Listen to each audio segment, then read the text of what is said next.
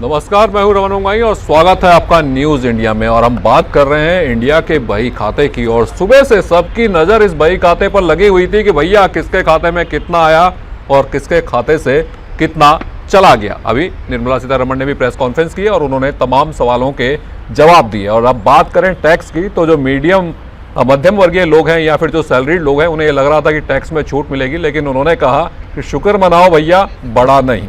तो तमाम मेरे साथ मौजूद है मेहमान और साथ ही साथ मेरे सहयोगी कुंदन भी हैं, जो कि मेहमानों से आपका परिचय कराएंगे। कुंदन। बिल्कुल, डॉक्टर सौरभ अग्रवाल हमारे साथ जुड़ गए, अर्थशास्त्री आप। अमित गुप्ता टैक्स एक्सपर्ट हैं, मनीष गुप्ता टैक्स एक्सपर्ट हैं हमारे साथ, और मंगुरीश पाई रायकर हमारे साथ, चेयरमैन है एसोचैम स्टेट काउंसिल के। तमाम मेहमानों का स्वागत है। चूंकि टैक्स का जिक्र किया, डायरेक्ट टैक्स का जिक्र किया है, तो हम टैक्स एक्सपर्ट के पास सबसे पहले चले जाते हैं। अमित साहब, आपने थोड़ी देर पहले निर्मला सीतारमण जी को भी सुना, उन्होंने ये कहा एक पत्रकार के सवाल के जवाब में, हमने बढ़ाया नहीं, ये शुक्र मनाइए। तो बढ़ने का डर था या फिर हम लोगों ने, बाकी लोगों ने, आपने भी ये उम्मीद लगा रखी थी? चूंकि जो हेल्थ है हमारी इकोनॉमी की, वो ठीक ठाक अब दिखाई दे रही है, तो स्लैब में कुछ बदलाव की उम्मीद लगा रखी थी क्या आपने? देखिए, बजट हमेशा ही एक प्रकार का मौका होता है जब हमेशा हम लोगों से बोलते हैं कि साल में एक दिन फाइनेंस मिनिस्टर हर एक के घर में कुछ ना कुछ गिफ्ट दे के जाएगा, और वो टैक्स के रूप में ही होता है जी। क्योंकि जैसे वो टैक्स में थोड़ी सी छूट देते हैं, इससे हमेशा लगता है कि हमें कुछ साल में फालतू आमदनी हो गई। और इस बार भी उम्मीदें थी, शुरू से कयास लगाए जा रहे थे कि ये जो 2.5 लाख की लिमिट है, ये कम से कम 50,000 बढ़कर 3 लाख हो जाएगी। स्लैब रेट में जो हमारा टैक्स लिमिट है, वो उसमें भी थोड़ा सा हमें बेनिफिट मिलेगा, लेकिन जो 80C है और जो स्लैब रेट है, किसी में कुछ नहीं हुआ। और जिस प्रकार से हमारे माननीय मुख्य वित्त मंत्री जी ने बोला कि हमने कुछ घटाया नहीं और शुक्र मानिए कि कुछ बढ़ाया नहीं जी। बढ़ाने के लिए तो ये था कि देखिए, हम सारे लोग पेंडेमिक सिचुएशन में हैं। पिछले 3 साल से गरीब जो रोज़ अपनी आय कमाता है, जिन लोगों के धंधे बंद हो गए, जिन लोगों की फैक्ट्रियों में मैन्युफैक्चरिंग नहीं हो रही, जिनका काम नहीं है, होटल इंडस्ट्री जो बेरोजगार हो गए, अगर उन पर और टैक्स लगा दिया जाए, हम पहले से महंगाई की मार झेल रहे हैं, तो ये बहुत बुरा हो जाता है। तो इसलिए शुक्र तो है ही कि बढ़ा नहीं, लेकिन साथ में दुख भी है कि घटा नहीं। और सौरभ जी भी जुड़े हुए हमारे साथ। सौरभ अग्रवाल जी, दरअसल आम आदमी को जलन होती है कि जो कॉर्पोरेट है उसको तो हमेशा बजट में कुछ कुछ मिल जाता है, लेकिन आम आदमी जो लगातार मेहनत कर रहा है, देश के विकास में योगदान दे रहा है, टाइम से जो टैक्स भर रहा है, ईमानदार टैक्स पेयर, उसे थोड़ी निराशा जरूर होती है। देखिए, इसमें बहुत कुछ सरकार के हाथ बंधे हुए होते हैं। अगर आप 1 रुपये जैसे सरकार कमा रही है, वो देखें 15 पैसे कॉर्पोरेट टैक्स से आ रहा है, 15 पैसे पर्सनल इनकम टैक्स से आ रहा है, और 15 ही पैसे आ रहा है GST से। तो अगर अब इसमें कहाँ स्कोप रह गया सरकार के पास कि वो कम कर ले? 35 पैसा आज भी सरकार बोरो कर रही है, मतलब उधार ले रही है। आगे की सरकारों को उसका देना पड़ेगा, और इंटरेस्ट बर्डन ही 20 पैसा बन गया है आज की डेट में। तो मेरे हिसाब से जो ये सरकार ने इस बार लोगों को खुश ना करने का एक मुश्किल डिसीजन लिया है, मैं कहूँगा कि ये गुड इकोनॉमिक्स है। और सिर्फ ये नहीं, सरकार ने वैगनर नाम के एक इकोनॉमिस्ट थे, उन्होंने कहा था सरकार का काम है कि वो खूब एक्सपेंडिचर करे, कैपिटल एक्सपेंडिचर करे, और उससे नौकरियां भी मिलेंगी, उससे ग्रोथ भी होगी, उससे डेवलपमेंट भी होगी, और जिससे देश एक ऊपर लेवल पे पहुंचेगा।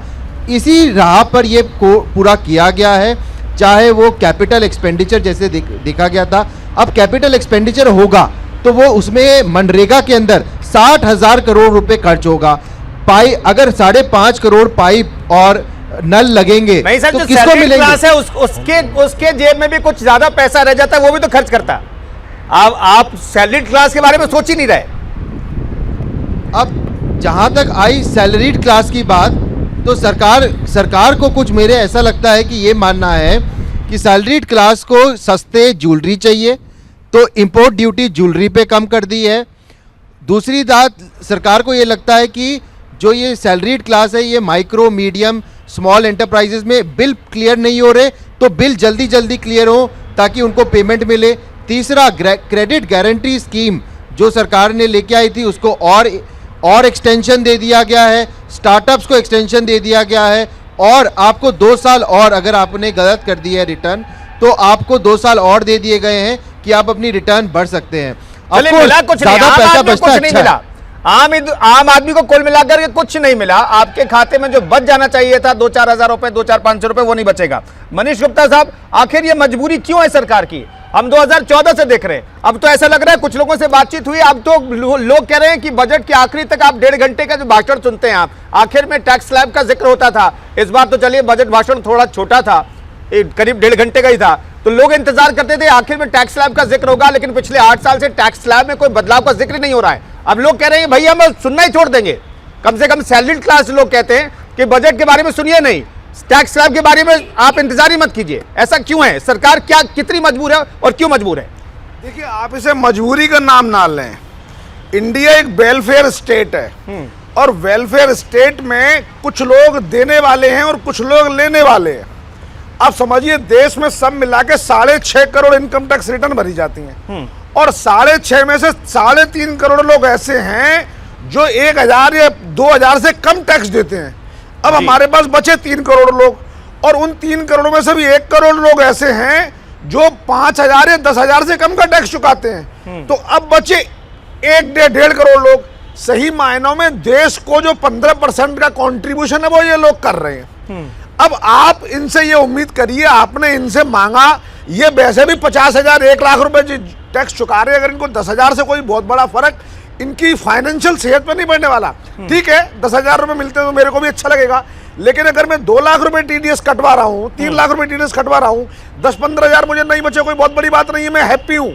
लेकिन बदले में सरकार वेलफेयर स्टेट होने के नाते हम सबका थोड़ा थोड़ा कंट्रीब्यूशन लेके कहीं और दे रही है। जैसे किसान अपने आप को अन्नदाता कहता है और वो कहता है मैं सारे देश के लिए उगाता हूं और मुझे क्या मिलता है, उसी तरीके से करदाता है, वो कहता है मैं सारे देश को धन देता हूं और मुझे क्या मिलता है, फिर भी मैं खुश हूं। बिल्कुल सर, आप सही कह रहे हैं, लेकिन सबसे बड़ी बात है जो टैक्स पेयर है उसे ये लगता है कि वो टैक्स दे रहा है तो चलिए अच्छी बात है, देश के विकास में योगदान दे रहा है, लेकिन जब पैंडेमिक आई, जब आपदा आई, तो उसी टैक्स पेयर को अस्पताल खोजने में सबसे ज्यादा परेशानी का सामना करना पड़ा। मंगरूश जी जुड़े हुए हमारे साथ। सर, आपसे मैं सीधा एक सवाल जरूर जानना चाहूंगा, स्टार्टअप को लेकर टैक्स में फायदा मिला है, कितना योगदान अब ये इकोनॉमी को देगा और कितना फायदा होगा अब नए स्टार्टअप को लेकर, क्योंकि गवर्नमेंट की लगातार पॉलिसी रही है कि स्टार्टअप को बढ़ावा देना है। सर जी नमस्कार। ये शुरुआत तो मैं इसी से कर दूंगा कि इस साल का इंडिया बही खाता जो है वो डिजिटल बन गया है और उसी से आपको पता चलता है कि हमारा देश आगे बढ़ रहा है और आगे बढ़ने की सोच कर रहा है। अभी देखिए कि यूनिकॉर्न्स जो हमारे देश में तैयार हो रहे हैं और नया इनोवेटिव आइडियाज लेके, नया इनोवेशन लेके जो स्टार्टअप्स आ रहे हैं उनको बढ़ावा देने के लिए सरकार की सोच है और इसी सोच के वजह से ज्यादा से ज्यादा हमारे जो बच्चे हैं जो टेक्निकल स्कूल से आते हैं या किसी माध्यम से आते हैं और उनकी सोच में ये आगे बढ़ने का या नया कुछ सोसाइटी के लिए देने का जब प्रावधान होता है तो मुझे लगता है कि ये सब कुछ जो है उसको हमको सपोर्ट करना चाहिए और ये सपोर्ट सरकार ने वर्चुअल की ओर से कंट्रीब्यूशन की ओर से देने का प्रावधान किया है। मेरे ख्याल से ये बहुत बढ़िया है और आगे जाने के लिए मेरे ख्याल से ये बहुत मायने रखेगा। जी मंगरीश जी, आप हमारे साथ बने रहिए, आगे भी आपके पास में लौटूंगा। तमाम मेहमान हमारे साथ बने हुए हैं। तो इंडिया का बही खाता अब इंडिया के लोगों के सामने है। निर्मला सीतारमण ने आज देश का बजट पेश किया है। अब इंडिया का बही खाता, और अगर भारतीय जनता पार्टी की बात करें तो राम राज्य की बात भी होती है और कहा जाता है कि राम राज्य में ऐसा होता था कि जब टैक्स लिया जाता था तो सूरज की तरह लिया जाता था कि पता ही ना चले, और जब वापस दिया जाता था तो बादल की तरह दिया जाता था कि बरसता रहे। तमाम मेहमान हमारे साथ जुड़े हुए। चलिए वापस लौटेंगे पर्चा में। कैबिनेट मंत्री प्रहलाद पटेल कुछ कह रहे हैं, वो सुनते हैं। प्रहलाद पटेल साहब हमारे साथ लाइव जुड़े हुए हैं। प्रहलाद पटेल साहब, इस बजट की 5 महत्वपूर्ण बातें अगर मैं पूछूं, क्योंकि हम बजट पर चर्चा कर रहे हैं और हम इससे कह रहे हैं कि विजनरी बजट है, ये अगले 25 साल को ध्यान में रख करके बजट तैयार किया गया है, तो 5 ऐसी बातें जो हमारे दर्शक बहुत बेहतर तरीके से समझ जाएं, आपके विजन को समझ जाएं, आपकी विजन को बेहतर तरीके से समझ पाए। मुझे लगता है कि संस्थागत विकास में पैसे का जितना पैसे का उपयोग होता है वो भविष्य में रोजगार भी पैदा करता है और साथ में हमारी जो चुनौतियां होती हैं उसका स्थायी समाधान देता है। जैसे उदाहरण के लिए कि मेरा पास जो मंत्रालय है, खाद्य प्रसंस्करण मंत्रालय जी, तो भारतीय खाद्यान्न का या भारतीय भोजन का दुनिया में मांग भी है और उसकी डिमांड भी है, लेकिन हमारे सामने जो चुनौतियां हैं वो चुनौतियां है कि हमारे पास गुणवत्ता है कि नहीं, मार्केटिंग और ब्रांडिंग उसकी कैसे होगी। और इसलिए मैं मानता हूं कि मेरे मंत्रालय में जो बजट बढ़ा है वो 135% बढ़ा है। पहले हमारा कुल 1100 करोड़ था, अब वो 2900 करोड़ हो गया है। तो मुझे लगता है कि दूसरा जो किसान संपदा योजना है, जो सबसे सफल स्कीम है विभाग की, उसमें भी दुगनी की वृद्धि हुई है, दुगने से ज़्यादा की वृद्धि हुई है। तीसरी बात मैं कहता हूं कि पूरी दुनिया ने तय किया है कि मोटे अनाज के लिए पूरा वर्ष मनाया जाएगा, और ऐसी स्थिति में भारत एक ऐसी धरती है जो परंपरागत तरीके से मोटा अनाज उगाती रही है। हम दुनिया की डिमांड को पूरा कर सकते हैं। इसलिए लेकिन देश में जब भी सिंचाई के साधन बनते हैं तो हम कैश क्रॉप की तरफ डाइवर्ट हुए हैं। प्रधानमंत्री जी ने और वित्त मंत्री ने जो बजट में प्रावधान किया है उसमें नाबार्ड से ये अपेक्षा की गई है कि कोई पैकेजिंग करने वाला इंडस्ट्री, एफपीओ या बाकी है, उनको संबल दे, उनको आर्थिक व्यवस्था दे ताकि वो आगे के चरण को पूरा करे। किसान को ये कहा गया है कि हम आपको मदद करेंगे, आप उत्पादन करिए, अधिक उत्पादन करिए, गुणवत्ता बढ़ाइए, और इस बात के लिए सहयोग करने की बात की गई है। अब जब भी ये परिस्थिति आएगी तो किसान अगर उत्पादन करेगा तो उस चरण पर रोजगार है, उसके बाद में पैकेजिंग हो, फूड प्रोसेसिंग करने का चरण है, उसमें रोजगार मिलेगा। फिर उसके बाद में जब एक्सपोर्ट करेगा तब उसके बाद में रोजगार मिलेगा, और उसके बाद भी मैं मानता हूं कि दुनिया में देश की पहचान भी बनेगी। और ये हमारे पास में अवसर है, और एक उदाहरण मैंने आपको अपने मंत्रालय का दिया है। प्रहलाद जी, आपसे दूसरा आपके जी मेरे पास में जल शक्ति मंत्रालय है। जी बोलिए सर। वहां पर जल जीवन मिशन को इस वर्ष के लिए 60,000 करोड़ रुपए दिए गए, जो लगातार हम अचीव करते जा रहे हैं। 2021 में जिन राज्यों ने लक्ष्य प्राप्त करना था उन्हें प्राप्त कर लिया, जो 2022 में करने वाले हैं उनने कर लिया। अब 2023 के लिए हमने 60,000 करोड़ रखे हैं, और ये ग्रांट नहीं है, ये ड्रा करने वाली पद्धति है। राज्य सरकार जितना चाहे उतना ड्रा कर ले, उसकी जरूरत के मुताबिक ले ले, लेकिन वो लक्ष्य प्राप्त करे। ऐसी आज़ादी पहले कभी किसी राज्य सरकार को नहीं मिली है। और चौथी बात मैं करता हूं कि नदियों को जोड़ने की जो जरूरत थी, इस देश की बड़ी पुरानी मांग थी, वो जरूरत थी, लेकिन राजनीतिक इच्छा शक्ति की कमी के कारण वो पूरी नहीं हो पाई। यह राज्यों की जो महत्वाकांक्षाएं थी, जो राजनीतिक व्यवस्था थी, उस कारण से ये चीजें कभी सिरे नहीं चढ़ पाई। लेकिन आजादी के 75 वर्ष में आदरणीय प्रधानमंत्री के सबल नेतृत्व में मध्य प्रदेश और उत्तर प्रदेश के मुख्यमंत्रियों को मैं बधाई दूंगा कि उन्होंने इस गतिरोध को तोड़ा, और कैन बेतवा स्कीम आज अपने रास्ते पर चल पड़ी। वो 44,000 करोड़ की है, उससे 7 लाख हेक्टेयर में सिंचाई होगी, उसके बाद 12 लाख लोगों को पानी मिलेगा, जल विद्युत तो मिलेगी, लेकिन साथ में सौर ऊर्जा का से भी बिजली पैदा होगी। बिल्कुल, मुझे लगता है कि उसी मॉडल के तहत 5 स्थानों को इस बजट में स्थान मिला है, और वो स्थान कैसे है जहां पर बरसात में भी पानी का संकट है, यानी डेफिसिट किसी भी बेसिन से सरप्लस बेसिन को जोड़ना, ये भारत सरकार की नीति रही है, लेकिन मूर्त रूप नहीं ले पाई थी। लेकिन वो मूर्त रूप उसने लिया, वो आंदोलन शुरू हो गया, और आगे 5 लोगों को प्रस्तावित किया गया है। मुझे लगता है यदि हम इस स्थिति में बेहतर तरीके से आगे बढ़ेंगे तो जो मैं लंबे समय देखता हूं कि देश में 16% से 70% स्थानों में सूखा पड़ता है, ठीक इतने ही में बाढ़ आती है। जी, जब बाढ़ और सूखा पड़ता है तो राज्य सरकार हो या केंद्र सरकार हो, उस पर वित्तीय बोझ पड़ता है। अगर हमने इस गैप को खत्म कर दिया तो मैं समझता हूं देश के लिए बड़ा काम होगा।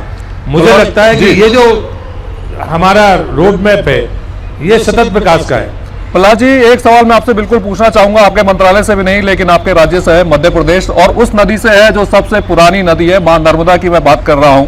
आपने भी नर्मदा पे काफी काम किया है। गंगा के किनारे कॉरिडोर बनेगा, ऑर्गेनिक कॉरिडोर बनेगा। नर्मदा एक ऐसी नदी है जिस पर हमेशा से नर्मदा यात्रा भी होती है, तो नर्मदा के लिए भी कुछ होना चाहिए था इस बजट में सर।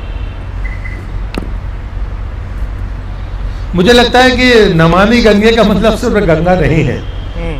ये बात बड़ी स्पष्ट, आपके मैं धन्यवाद दूंगा इस प्रश्न के लिए। ये नमामि गंगे सिर्फ उसका एक टाइटल है।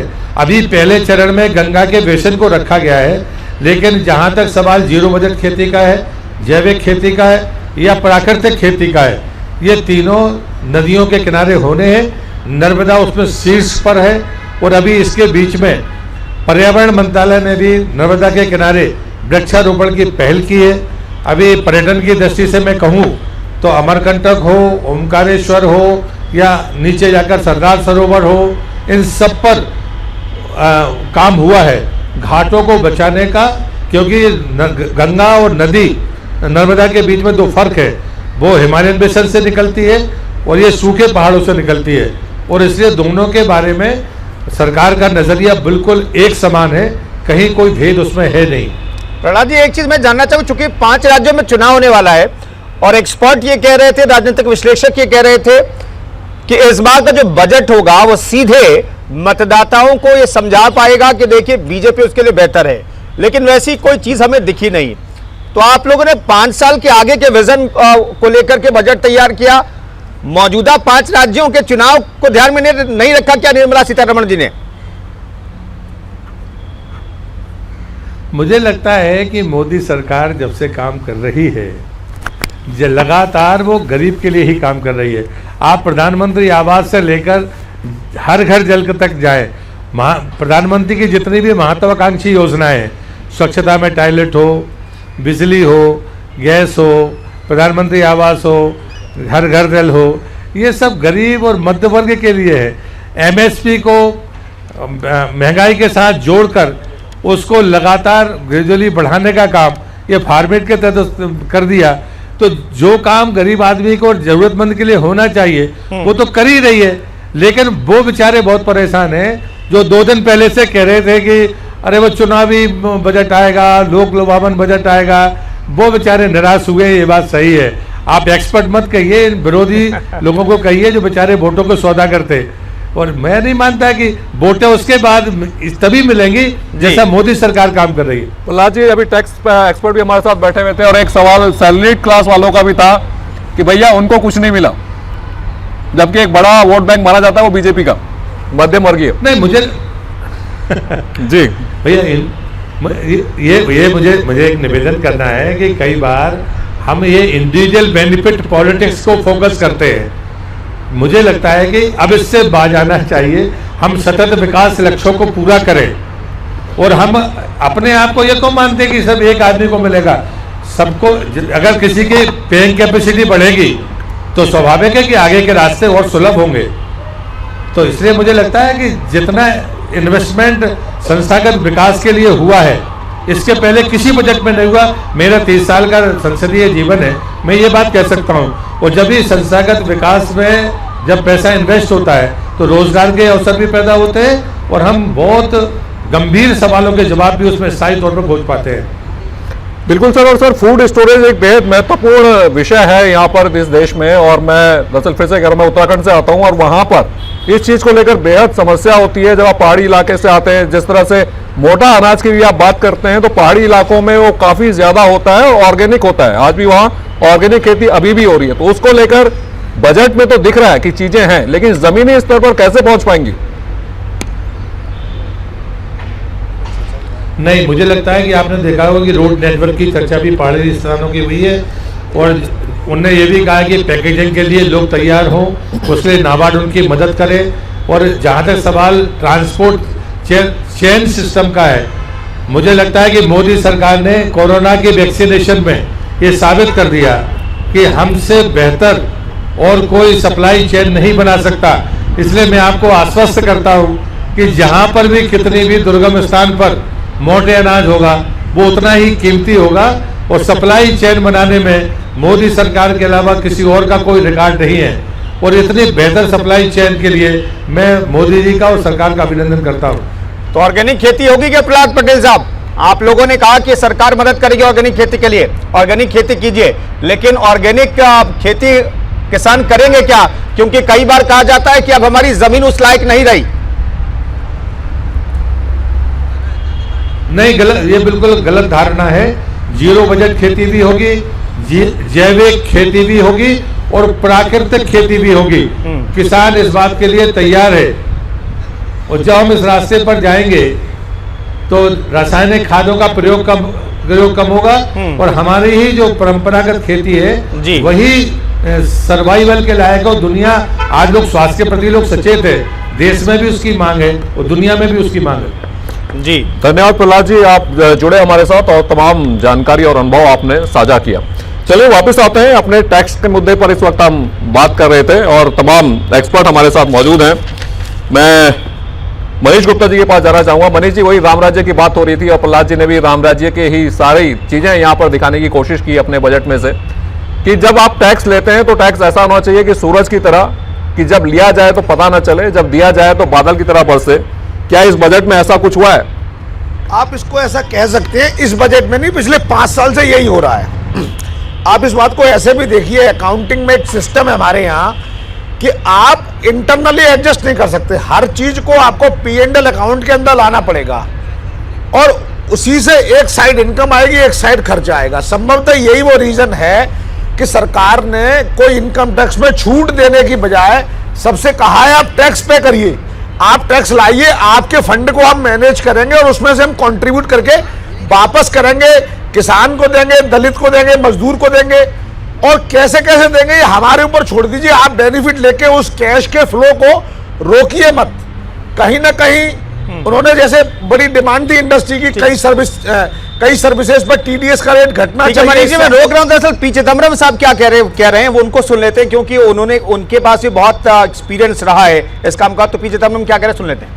50,000 crore in 22-23 as against the revised estimate of 6,02,711 crore in 21-22, and I welcome it. 2. The FM has promised an additional borrowing of 1 lakh crore rupees to the states free of interest. I welcome that. The budget speech was mercifully shot at 1 hour and 30 minutes, and I welcome that most heartily. Parliament may vote this budget because the ruling party is a brute majority in the Lok Sabha, but the people will reject this capitalist budget.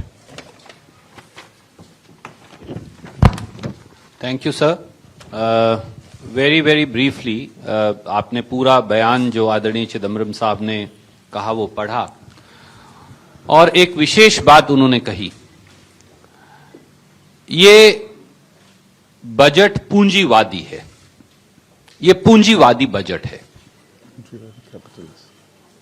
और चिदम्बरम साहब ने विशेष तौर से ये बताया कि 7 या 8 महत्वपूर्ण पहलू वो वित्त मंत्री मोदी सरकार दोनों के सामने थे, पर उन पर कोई ध्यान नहीं दिया गया। भारत की अर्थव्यवस्था 2019-20 के स्तर पर आज भी सरकार के मुताबिक है, तो 2 साल खत्म हो गए तरक्की के।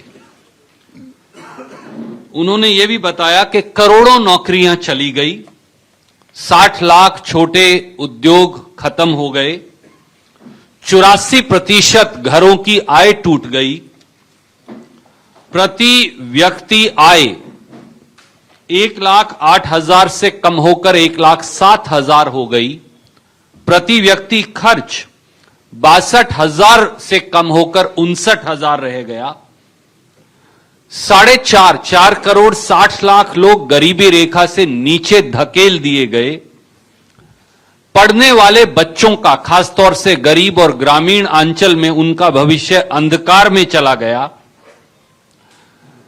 जिस प्रकार से मैल न्यूट्रिशन में देश 116 मुल्कों की सूची में 101 नंबर पर पहुंच गया, बेरोजगारी शहरों में 8% पार कर गई और गांव में 6%, और जो मुद्रास्फीति है, महंगाई जो है, वो 12% को पार कर गई और कंज्यूमर प्राइस इन्फ्लेशन भी 6% को पार कर गई। इसलिए इस बजट का सार अगर देखें तो इस बजट का सार है कुछ नहीं, नथिंग। ये इस बजट का सार है। और विशेष तौर से ये बजट और वित्त मंत्री जी ने जिस प्रकार से ये पेश किया, ये वित्त मंत्री और सरकार के जिद्दीपन, उनकी कठोरता और उनकी निर्दयता का सूचक है, उसे दर्शाता है। देश के गरीब के प्रति, देश के नौकरी पेशा व्यक्ति के प्रति, देश के मध्यम वर्ग के प्रति, देश के किसान के प्रति, देश के अनुसूचित जाति और जनजातियों के लोगों के प्रति और ग्रामीण अंचल में रहने वाले, शहरों में रहने वाले साधारण मजदूर के प्रति यह एक क्रूर मजाक इस देश के लोगों के साथ है। गरीब की मदद के लिए एक शब्द बजट में नहीं है, रोजगार सृजन के लिए बजट में एक शब्द नहीं है, महंगाई पर नियंत्रण के लिए बजट में एक शब्द नहीं है, गरीब तक पैसा पहुंचाने के लिए बजट में एक शब्द नहीं है, बजट में किसी वर्ग को टैक्स रिलीफ देने के लिए एक शब्द नहीं है। लोक कल्याण को जैसे रद्दी की टोकरी में फेंक दिया गया हो। मैं खास तौर से चिदम्बरम साहब ने आपका ध्यान आकर्षित किया कि हर प्रकार की राहत और मदद यानी सब्सिडी में कटौती की गई। पेट्रोलियम प्रोडक्ट्स की, जो आज सबसे ज्यादा महंगाई का कारण है, पिछले साल के बनिस्बत 704 करोड़ रुपया कटौती हुई। किसान की खाद में के बिल्कुल, तो अब कांग्रेस इसे कह रही है कि इस बजट में आम आदमी के लिए, देश के हर तबके के लिए कुछ नहीं है। रायकर साहब, मैं जानना चाहता हूं कि आपको भी लगता है क्या कि इस बजट में, ये बजट एक तो पूंजीवादी बजट है, किसी के लिए कुछ नहीं है, गरीबों को मारने के लिए कुछ नहीं है, बेरोजगारी खत्म करने के लिए इस बजट में कुछ नहीं है?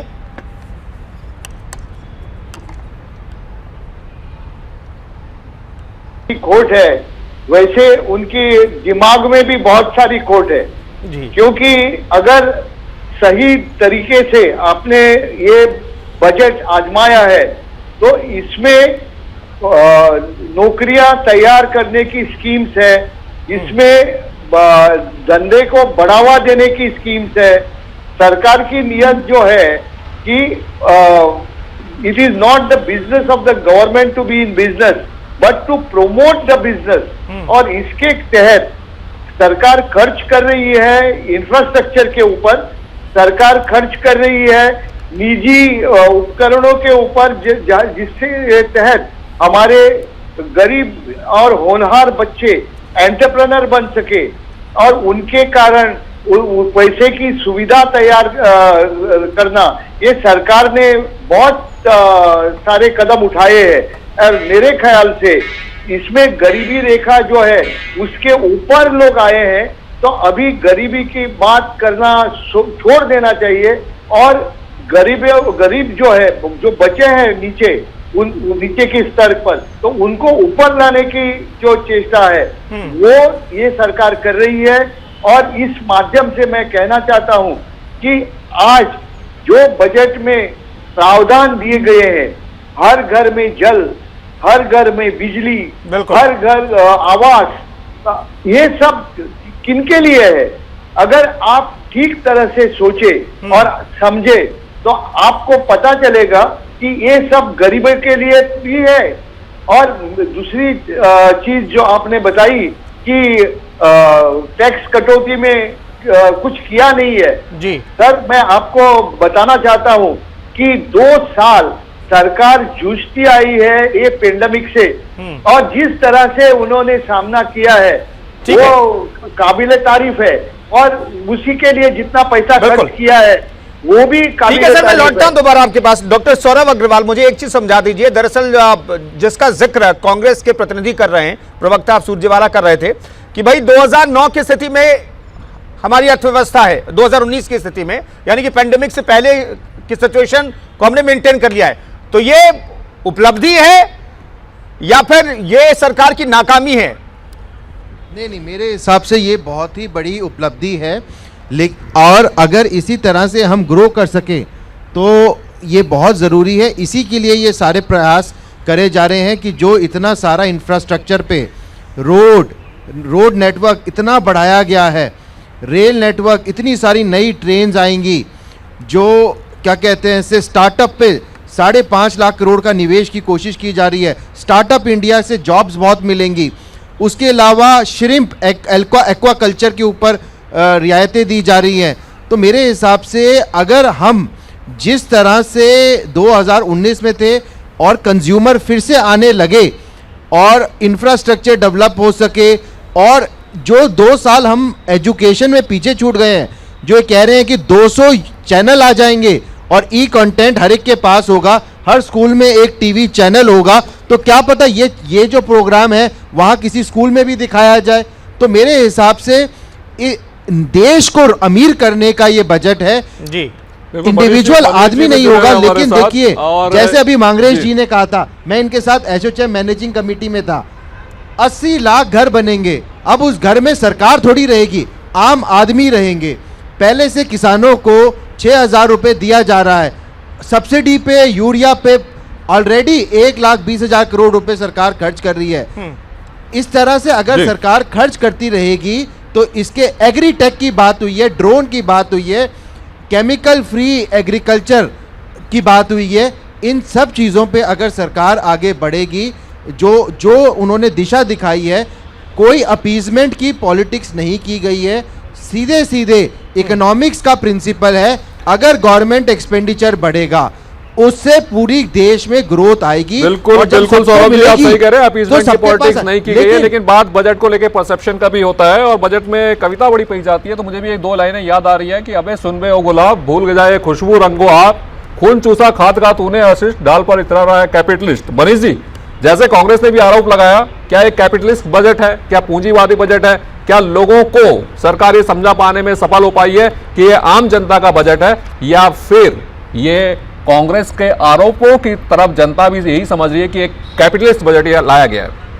देखिए, कैपिटलिस्ट बजट को अगर इस एंगल से देखें कि सबसे ज्यादा कैपिटल एक्सपेंडिचर खर्च किया इस साल, अब तक का हिंदुस्तान का सबसे ज्यादा अगर कैपिटल एक्सपेंडिचर खर्च हो रहा है, तो इसका मतलब है कैपिटल बढ़ेगी, इंफ्रास्ट्रक्चर बढ़ेगा, देश में लोगों को सुविधाएं मिलेंगी। अगर उस एंगल से कांग्रेस कह रही है तो मैं मान लेता हूं, लेकिन उनका इरादा अगर विरोध करने का, उनसे पूछे भाई आप क्या चाहते हो, तो बताएंगे नहीं। मतलब नजारे से खुश कर दूंगी, हाथ में आने ना दूंगी। अमित जी से भी 30 सेकंड चले जाते हैं। अमित जी, आपको लगता है कैपिटलिस्ट बजट है? देखिए, कैपिटलिस्ट बजट ऐसे बिल्कुल भी नहीं बोल सकते। जब हम जिस प्रकार का वर्तमान स्थिति है, जहां पर सारे उद्योगों को एक सुनिश्चित तरीके से आगे बढ़ाने का था, और बजट उसको ध्यान रख के, सभी क्षेत्रों को ध्यान रखकर बनाया गया है और ये संतुलित है। हाँ, इसमें एक निराशा है कि आम जनता को बजट में छूट नहीं मिली, तो आप कह सकते हैं कि उसका थोड़ा गुस्सा देखने को मिला, लेकिन ये किसी भी तरीके से कैपिटलिस्ट या पूंजीवादी बजट नहीं।